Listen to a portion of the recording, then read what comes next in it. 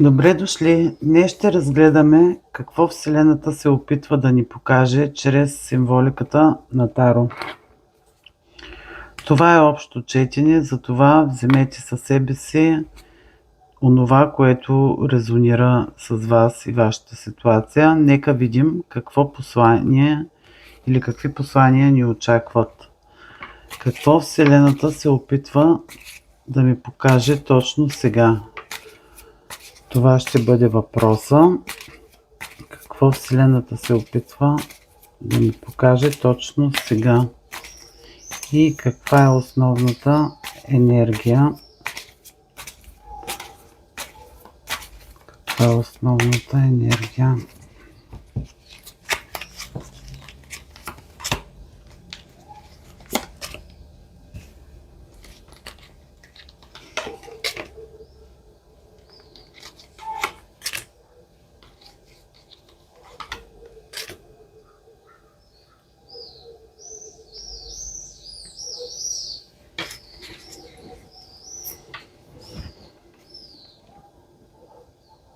Като цяло тук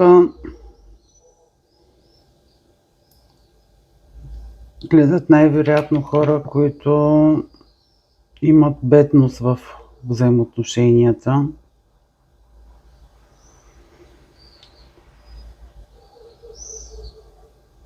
Искат да намерят силата и начина, за да излязат от това положение. И Вселената определено чува вашите молитви.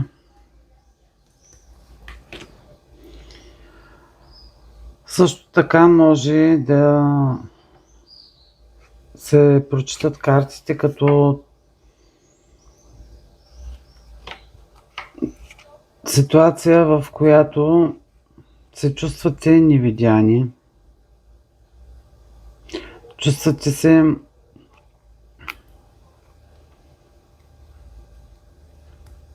като болни, като изтощени, като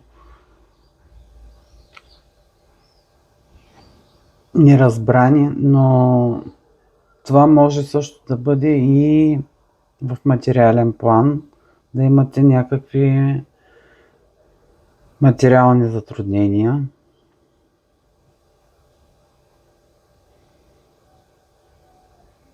Но тук се търси и в двата случая единеност с себе си, свързване с себе си в единия случай, свързване с себе си, както казах, и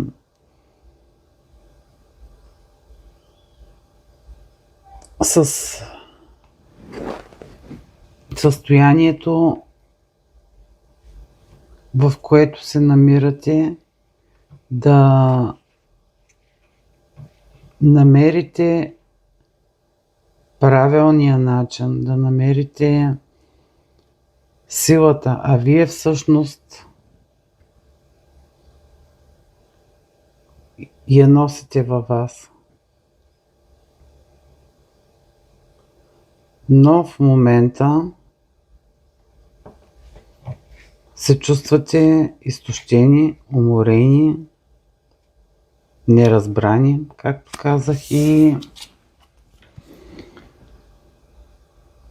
се слагате някаква защита. До толкова вече сте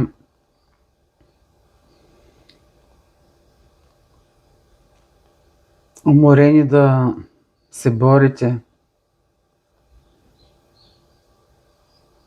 да тръгнете в едно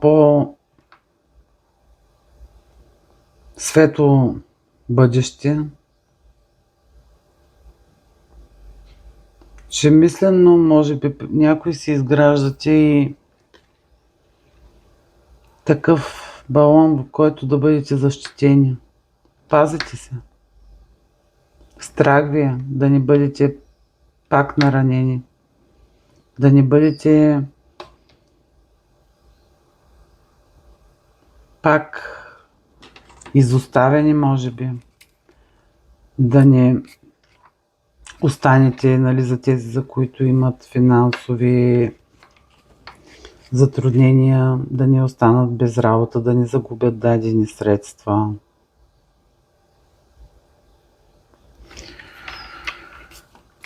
Какво не виждаме в тази ситуация? Какво не виждате вие в тази ситуация? Не осъзнавате и не виждате.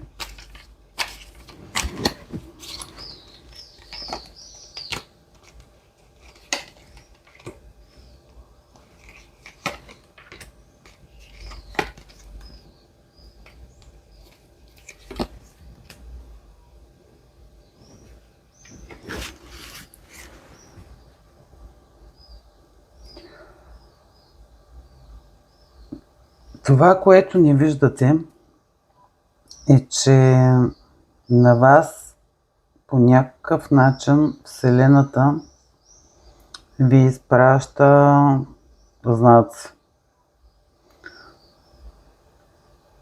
Светва ви лампичката, но после, нали,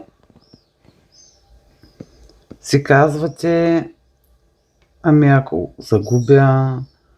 Тук има страх от загуба, липса на решителност има. Иначе Вселената по всякакъв начин ви дава знаци, че вие можете да излезете от това положение, в което се намирате. На вас често ви минава някаква нова идея. Нещо да реализирате, което досега сте учили, имате знанията вече. Ако става въпрос за работа, даже и да предприемете крачка, да се занимавате с нещо, което вече знаете, вече можете, но всъщност вие изпитвате страх да го започнете.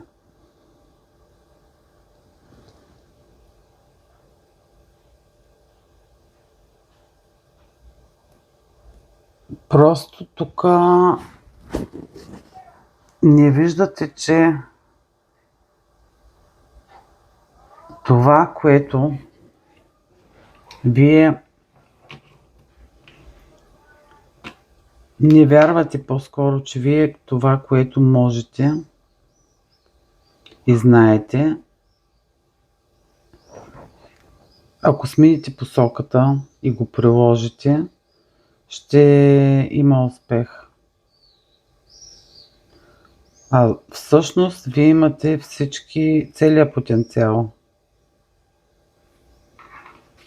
да реализирате това, което ви идва като мисъл или ви е мисъл в главата, или дълго време обмисляте,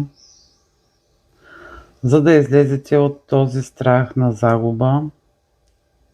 Няма значение за какво говорим в момента, дали е за работно място, дали е за взаимоотношения.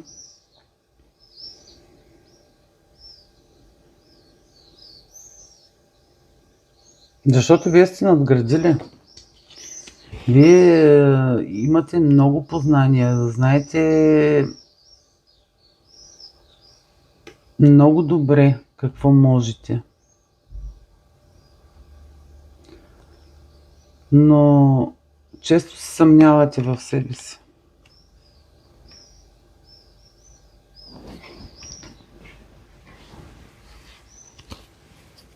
Това не може да осъзнаете, че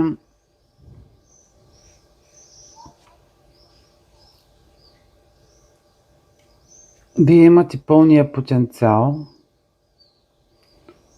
да реализирате това, което ви идва като мисъл за някаква промяна. Какъв урок е време да научите? Какъв е урокът, който е време да научите?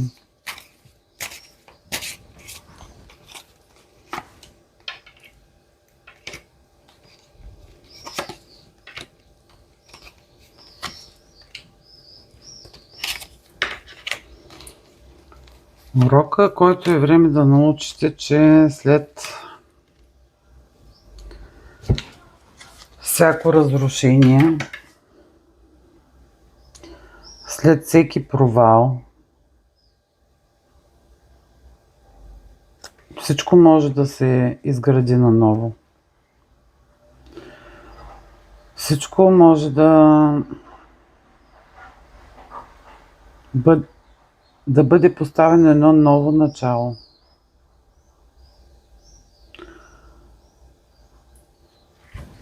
Защото по императрицата два големи аркана, 3 излязоха. Това е ново начало. Императрицата е изобилие. А след тази разруха по кулата,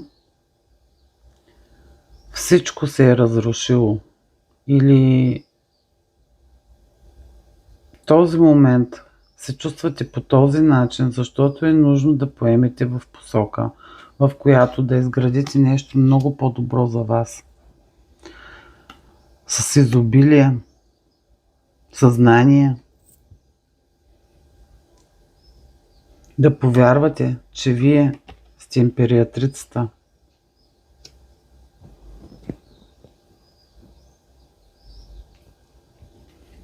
Да не бягате от това ново начало.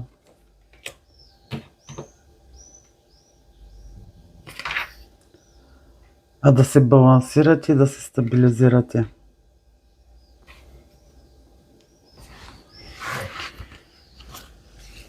Какво е време да направите? Каква крачка е време да направите?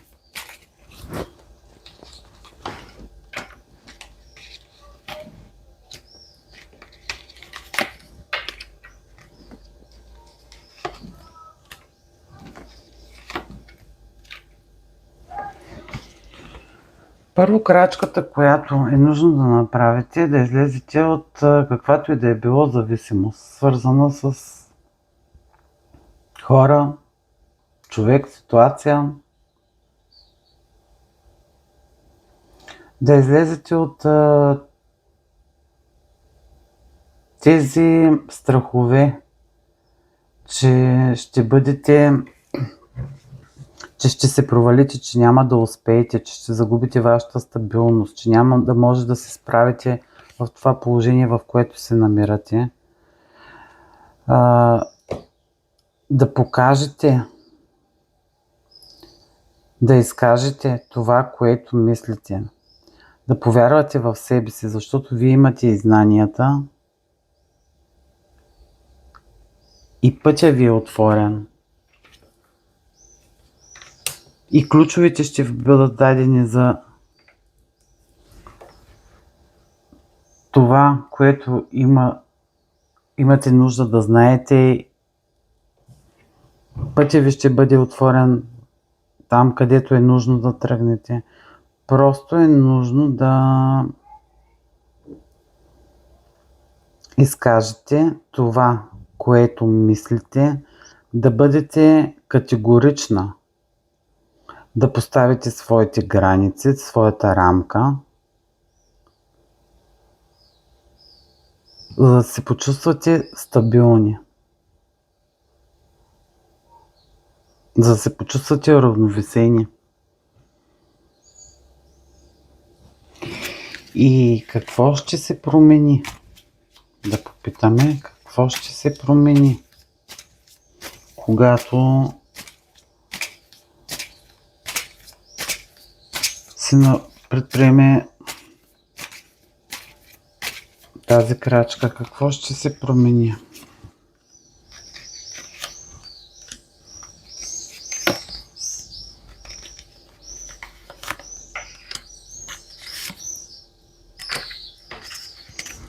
Ще получите един баланс, една справедливост.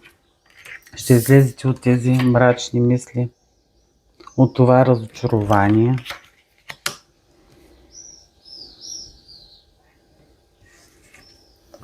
Ще бъдете в хармония с себе си, с партньора, с семейството си, с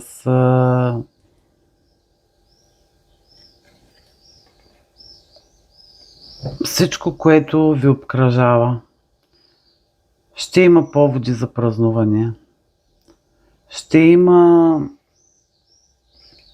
радост, щастие, срещи, в които просто душата ви ще празнува. И да попитаме накрая за послание от картите. Тук ще извадя.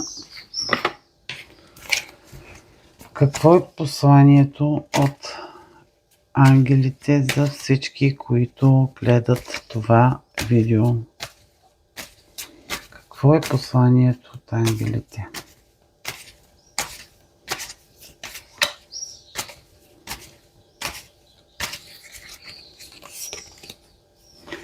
Радост. Скоро в живота ти ще влезе неочаквана радост, която ще озари дните ти. Ангелите ти нашепват, че предстои събитие, което ще ти донесе щастие. Чудесно! И още едно послание мога тук да изтегля от тези карти. Моля за послание. Какво Вселената се опитва да ми покаже точно сега послание за всички, които гледат това видео. И посланието тук е: когато е поискано, тогава дай. Ако не, просто си затрай. Непоисканата помощ често вреди. Последствията ги носиш ти. Разбрахте, надявам се ясно това послание, че непоискана помощ не давай. Благодаря на картите, благодаря, че бяхме заедно. Ако това четене ви е било полезно, ще се радвам да подкрепите канала с харесване и абонамент. Чао, чао и до скоро!